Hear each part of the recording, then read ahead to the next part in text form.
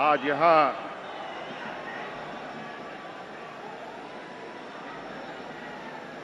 झारखंड की इस पावन धरती पर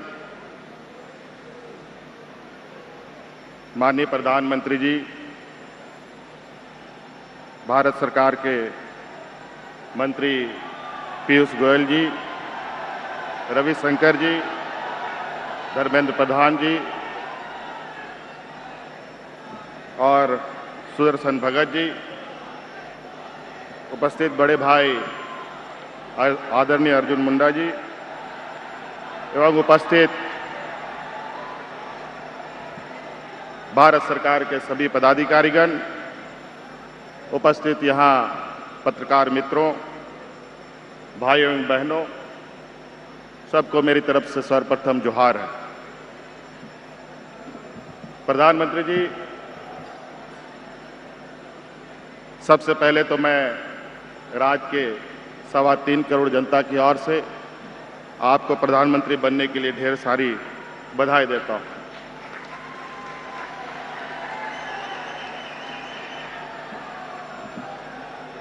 और विशेषकर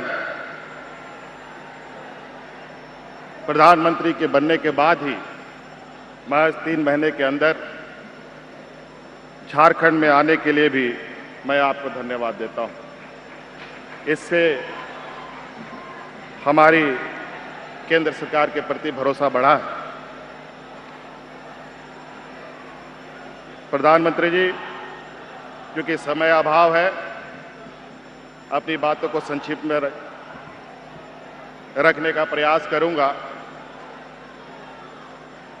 और मैं समझता हूं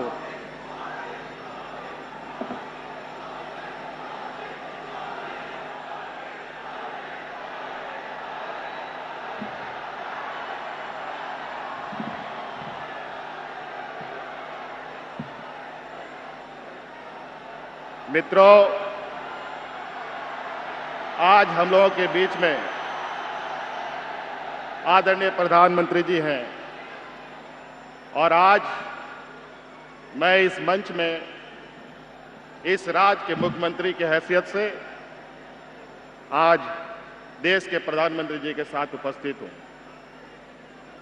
मैं ये समझता हूं हमें आज इस मंच की गंभीरता को समझने और जानने की आवश्यकता है। कई एक सरकारें आती हैं और जाती हैं और हम इन्हीं के बीच में राज्य के समग्र विकास की परिकल्पना करते हैं और उसके अनुरूप जनता के प्रति अपना दायित्व का निर्वाह करते हैं। आज निश्चित रूप से प्रधानमंत्री जी, मैं समझता हूं भारतवर्ष कई एक जाति धर्म वाला देश है और मैं समझता हूं झारखंड जैसे पिछड़े राज्य में जहां आपका आगमन हुआ है और पूरे देश के परिप्रेक्ष्य में भी अगर गरीबी कहीं दिखती है तो दलितों के बीच में, आदिवासियों के बीच में और अल्पसंख्यकों के बीच में। और ये मैं समझता हूं बाकी जगह में कहीं ना कहीं लक्ष्मी तो वास करती ही हैं। आदरणीय प्रधानमंत्री जी, हमारे इस गरीब बहादुरों को हम दरिद्र नारायण कहते हैं।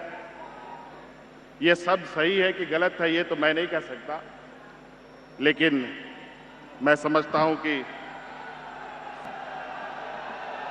संस्कृति और परंपरा में हमारे प्रधानमंत्री जी की गहरी आस्था है। तो ग्रंथों और वेदों में इन बहादुरों को इन्हीं नाम से प्रस्तुत भी किया गया है। मैं समझता हूं कि आप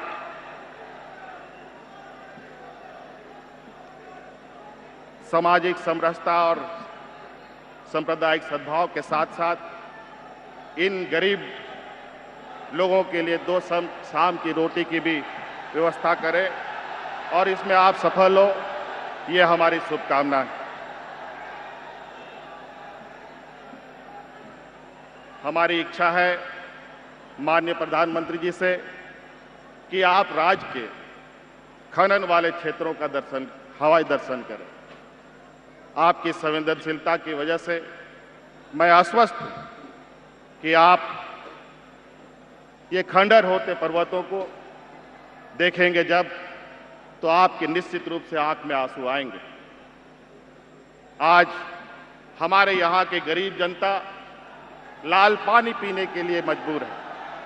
आज हमारी यहाँ की बहनें बीमार बच्चों को जन्म देती है। इस वजह से मैं प्रधानमंत्री जी से अनुरोध करना चाहूंगा कि केंद्र सरकार को खनिज नीतियों की समीक्षा करनी चाहिए और ये बात तय होनी चाहिए कि राज्य के आदिवासियों का विकास खनिज विकास के रास्ते से होगा या पर्यटन के रास्ते से होगा। माननीय प्रधानमंत्री जी, अगर झारखंड में पर्यटन आधारित योजनाओं पर केंद्र सरकार सहयोग करे तो मैं निश्चित रूप से ये कह सकता हूं कि इस राज्य की नक्सलवाद बिना गोलियां चलाए समाप्त की जा सकती है और झारखंड के इस खूबसूरत वादियों में गोलियों की आवाज के जगह यहां पर सैलानियों के ठहाके गूंजेंगे और बच्चों की किलकारियां सुनाई देंगी। अध्यक्ष महोदय, पूरा देश में लोग पहाड़ पर्वत और झारखंड जैसे वादियों में घूमने के लिए जाते हैं। मेरा ये प्रयास होगा, आपसे निवेदन है कि आप इस पर, मैं समझता हूं कि सकारात्मक सहयोग करने की मैं उम्मीद करता हूं। अभी कल ही हमारे राज्य में पीयूष गोयल जी आए और इन्होंने कल सरकार के साथ और हमारे साथ कई एक समीक्षाएं की और आज अखबारों के माध्यम से पता चला कि कैबिनेट के माध्यम से आयरन और खनिज संपदा में 5% की बढ़ोतरी की गई है। अध्यक्ष प्रधानमंत्री महोदय, वैसे भी हमको आयरन ओर में बहुत कम रॉयल्टी प्राप्त होती है। ये महज एक ऊंट के मुंह में जीरा के बराबर है। मैं समझता हूं कि अगर कोयले में भी अगर आपकी बढ़ोतरी होती तो शायद राज्य की आमदनी में और बढ़ोतरी होती। अध्यक्ष महोदय, प्रधानमंत्री महोदय, आज निश्चित रूप से देश की अर्थव्यवस्था और राज्य की अर्थव्यवस्था पर आप काफी चिंतित हैं, हम भी चिंतित हैं। आज हम 8% से 10% का अपना विकास दर हासिल करने के लिए निरंतर संघर्षरत हैं। वित्त मंत्री भी इसमें काफी मंथन कर रहे हैं, पदाधिकारियों का भी मंथन निरंतर चल रहा है। और प्रधानमंत्री महोदय, आज इस 10% को हासिल करने के लिए इस तरीके से हम संघर्ष कर रहे हैं मानो भरी गर्मी में जैसे कुत्ता जीभ निकाल करके हाँफता हो। और यही इसी देश में, इसी राज्य में पूंजीपतियों का धन 100% से अधिक बढ़ रहा है। निश्चित रूप से अध्यक्ष महोदय, प्रधानमंत्री महोदय, व्यापार फ्रेंडली होने के प्रति मेरा कोई आपत्ति नहीं है, ये होनी चाहिए, परंतु देश के 70 करोड़ गरीबों के अरमानों का, देश के 70 करोड़ गरीबों का अरमान इन धन पशुओं का निवाला न बन जाए, इसका भी हमें ध्यान रखना होगा। इसके प्रति मैं आदरणीय प्रधानमंत्री से इस विषय पर सतर्क रहने की अपील करूंगा। अध्यक्ष महोदय, प्रधानमंत्री महोदय, आज आपके इस मंच में मुझे पहली बार मौका मिला है बोलने का। निश्चित रूप से आज ये हम लोगों के लिए और इस राज्य के लिए भी गर्व की बात है कि प्रधानमंत्री जी इतनी जल्दी राज्य में पधारे हैं। प्रधानमंत्री जी, आज़ादी के 67 साल बाद भी लाल किले से जो आपने प्राथमिकता गिनाई है, हमने आपकी भाषण को बहुत गंभीरता से देखा और उसमें जो आपकी प्राथमिकता थी कि इस हर एक घर में शौचालय हो और बच्चों में संस्कार की बात आपने प्राथमिकता के साथ गिनाई। प्रधानमंत्री जी, मैं ये कहना चाहूंगा, ये कोई खुशी की बात नहीं है। ये आज की मौजूद चुनौतियों की गंभीरता को दर्शाता है कि आज हम कहां आ गए। निश्चित रूप से ये गंभीरता हमारे लिए चुनौती है और इसको हम सबको चिंतन करने की आवश्यकता है। आप देश को दुनिया के नए उच्च स्थान पर पहुंचाने में निरंतर प्रयासरत हैं। मैं समझता हूं कि आप इसमें भी सफल हो, ये हमारी शुभकामनाएं हैं। प्रधानमंत्री जी, मैं एक छोटी सी आपके लगातार इस राजनीतिक ये में हमने आपको देखा कि आप कितने संघर्ष के साथ आज इस पद पर पहुंचे। माननीय प्रधानमंत्री जी, आप में और हम में थोड़ी सी एक समानताएं मैं देखता हूं और वो समानताएं ये है कि आप चाय की दुकान से सफर करके आप प्रधानमंत्री तक की कुर्सी पर पहुंचे, तो और वहीं हमारी मां ने भी अमीरों के घर पर बर्तन मांज करके मुझे इस स्थान तक पहुंचाने का काम किया है, लायक बनाया है। आज आपके कंधे पर और हमारे कंधे पर इन गरीबों के अरमानों का बोझ है। तो निश्चित रूप से मैं समझता हूं कि आज हमको इन गरीबों के प्रति अपनी संवेदनाएं दिखानी होगी और निश्चित रूप से अब इन गरीबों को झूठे सपने दिखाना बंद करना होगा। इनको अब राजनीतिक चश्मे से देखना बंद करना होगा। इनको मानवता की दृष्टि से देखने की आवश्यकता है। निश्चित रूप से मैं ये समझता हूं कि अगर आज ये गरीब के सपने टूटे तो ये देश बिखर जाएगा और यही उम्मीद, यही गरीबों की उम्मीद हम राजनीतिक दलों की ताकत है। निश्चित रूप से प्रधानमंत्री महोदय, मैं आपसे ये निवेदन करूंगा कि आप व्यापार को बढ़ावा दें, मुफ्त बाजार खोलें, लेकिन इसमें ऐसे ठोस नीति बनाई जाए जिसमें हमारे गरीब गुरुआ मजदूरों का हक अधिकार ना मारा जाए। आज 10 रुपये वाला प्याज 80 रुपया में ना बिके, आज 10 रुपया वाला आलू 90 रुपये से ठोस नीति बनाने की आवश्यकता है। ऐसे नियामकों का गठन होना चाहिए जहां पर इन जमाखोरियों के प्रति हम लोग लगाम लगा सकें। निश्चित रूप से मैं इसमें कहीं कोई गलत नहीं समझता कि विकास हेतु ऐसे नीतियां बननी चाहिए, लेकिन इसके प्रति हमें गंभीरता और संवेदनशीलता के साथ आगे बढ़ने की आवश्यकता है। आज जिस कार्यक्रम में यहाँ हम लोग एक मंच में उपस्थित हुए हैं, निश्चित रूप से ये काफी महत्वाकांक्षी उपलब्धि है। आज पावर ग्रिड और जसीडी ऑयल टर्मिनल और सॉफ्टवेयर टेक्नोलॉजी पार्क वगैरह के शिलान्यास उद्घाटन के कार्यक्रम हैं। आज निश्चित रूप से 2009-2012 की ये योजना पूर्व गठित सरकारों ने प्रारंभ की थी। आज सौभाग्य की बात है कि हमारे प्रधानमंत्री जी इस कार्यक्रम का विधिवत उद्घाटन कर रहे हैं और इसके बाद मैं यही समझता हूं